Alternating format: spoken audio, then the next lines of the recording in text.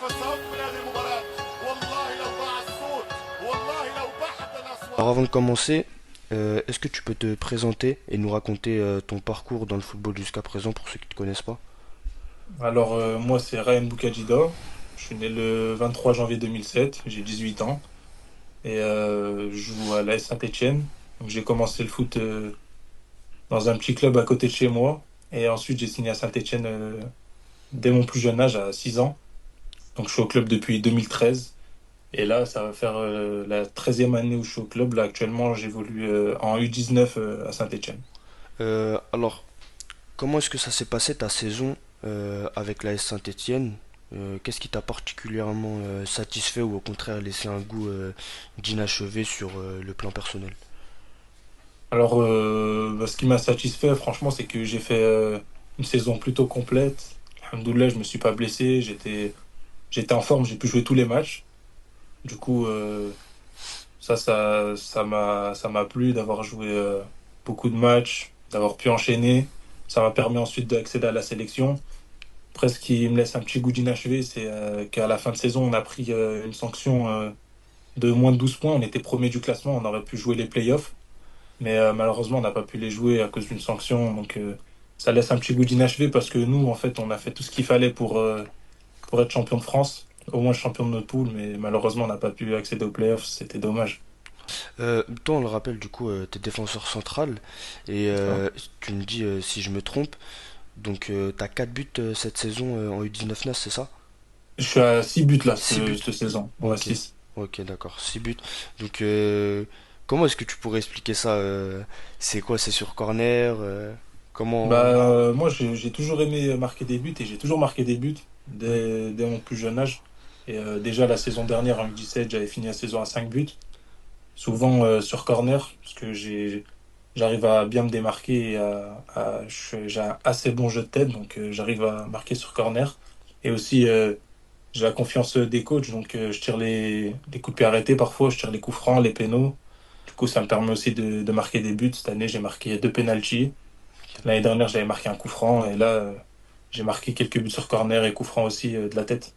Euh, Par rapport à la Tunisie, donc toi, tu as rejoint la Tunisie pour le tournoi UNAF, qualificatif pour la CAN U17. Mm. Euh, Qu'est-ce qui a motivé ton choix de représenter la Tunisie? Est-ce que c'était une évidence pour toi directement à Ouais, cet âge-là? franchement, pour moi, c'était une évidence. J'ai pas pensé une seule fois à autre chose. Pas un seul moment où je me suis dit que je voulais pas représenter ce pays. C'est le pays de mes parents, c'est mon pays, c'est un pays que j'aime et donc c'était une évidence pour moi de représenter la Tunisie. Raconte-nous comment est-ce que tu as vécu justement ton premier rassemblement, la première sélection, dès qu'on t'a contacté, etc. Qu'est-ce que tu as pu ressentir quand tu as rejoint le groupe, que tu as vu voilà tout ce qui est mis en place chez les sélections jeunes, comment est-ce que tu l'as vécu? Alors déjà, à ma première sélection, j'étais très fier, très très fier de représenter le pays. Et forcément, ça fait de l'émotion, surtout pour un tournoi qualificatif à la CAN. Donc c'était déjà une grande échéance. Ensuite, là-bas, j'ai été bien intégré directement avec les, euh, les gens qui viennent de Tunisie et les expatriés. On était tous ensemble. On a tous été un seul groupe, un noyau. Et franchement, j'ai été bien accueilli. J'étais surpris, agréablement surpris, parce que les staffs, sont très complets. On a des kinés, on a toutes les nouvelles technologies, en termes de GPS. On a tout ce qu'il fallait pour faire les soins. Donc franchement, très, très, très désagréablement surpris. C'était super. Donc dans le groupe, il n'y a pas de différence entre les locaux et voilà justement les binationaux. Non, pas du tout. Au contraire, dès que on est arrivé, que ce soit moi ou les autres binationaux, on est arrivé, on s'est direct fait intégrer par le groupe. Et après, on est comme une famille. Quand il y en a qui comprennent pas ce que disent les coachs, il y a quelques locaux qui comprennent bien le français, qui savent le parler, ils arrivent à traduire aux autres binationaux. Franchement, on est vraiment une famille, il n'y a pas eu de différence. Que tu as pensé de la performance globale de l'équipe justement, là on va parler de la CAN U20, et qu'est-ce que toi tu en as tiré personnellement, sachant que tu as fait partie des 4 joueurs qui ont été annoncés juste avant le début de la compétition. Voilà, Ah, qu'est-ce que t'en as pensé? je trouve qu'on a fait des bonnes performances parce que déjà on était un groupe qui n'avait pas joué ensemble depuis longtemps. Donc eux déjà c'était depuis le tournoi qualificatif, donc ça faisait un moment déjà entre en parlant des locaux. Et après les binationaux, nous on est arrivé, comme tu as dit, les quatre, on est arrivé juste là et on n'avait jamais joué ensemble. Mais franchement les automatismes ils se sont faits rapidement. On a fait un match de prépa contre le Congo qui nous a permis de bien nous entendre. Et ensuite, au niveau de la CAN, j'étais vraiment content du niveau. On a été bon. Il a manqué, il a manqué peu de choses, je pense, pour se qualifier. Et donc, moi, je suis fier de l'équipe. Franchement, ça a été super et j'en tire beaucoup d'enseignements.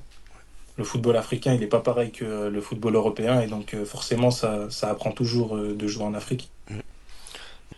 Le match face au Maroc, par exemple, voilà, ça s'est joué sur les dernières minutes, mais toi, qu'est-ce que, justement, sur ce match-là contre le Maroc, comment est-ce que tu l'as vécu? Je pense on était dans notre match. On était dans les duels. On a réussi à être dedans. Après, on prend un but assez tôt dans le match, mais on a réussi quand même à se relever et on a marqué.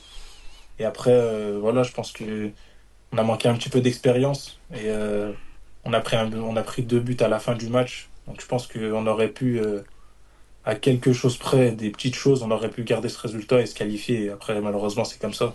Alors, franchement, on n'a jamais douté, hein. Même à la mi-temps, quand on voyait qu'on perdait, on n'a jamais douté. Il y a beaucoup de gens qui ont pris la parole à la mi-temps.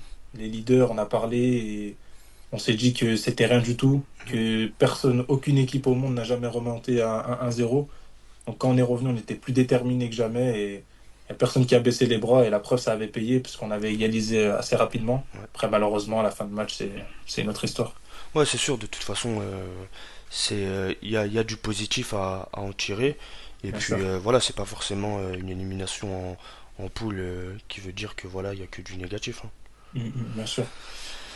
Alors là, je vais parler un peu famille. T'es le neveu de l'ancien international tunisien Adel Chedli qui a notamment remporté la CAN 2004. Est-ce que toi, personnellement, t'as pu recevoir des conseils de sa part à propos de la sélection? Qu'est-ce qu'il a pu te dire? Bien sûr, il m'a donné des conseils dès qu'il a appris que j'ai été sélectionné. Il était très content pour moi et il était fier parce que lui aussi, comme il a été joueur, c'est toujours une fierté pour lui que son neveu il soit appelé. Et il m'a directement donné des conseils. Il m'a dit de jouer chaque match comme si c'était le dernier, que fallait tout donner pour la Tunisie et c'est ce que j'ai essayé de refaire sur le terrain. Ok, d'accord. Et pour finir, toi, qu'est-ce que sont tes objectifs pour la saison à venir 2025-2026 en club comme en sélection? Alors déjà pour ce qui est du club, bah, essayer de m'imposer à mon poste avec la réserve de mon club pour ensuite, pourquoi pas, aller chercher un contrat professionnel, Inch'Allah. Inch'Allah. Et au niveau de la sélection, bah là, comme moi je suis en 2007, je suis encore éligible pour une nouvelle CAN U20. Donc Ok. être concentré avec mon groupe 2007-2008 pour aller chercher la CAN U20 et faire mieux que ce qu'on a fait cette année, Inch'Allah.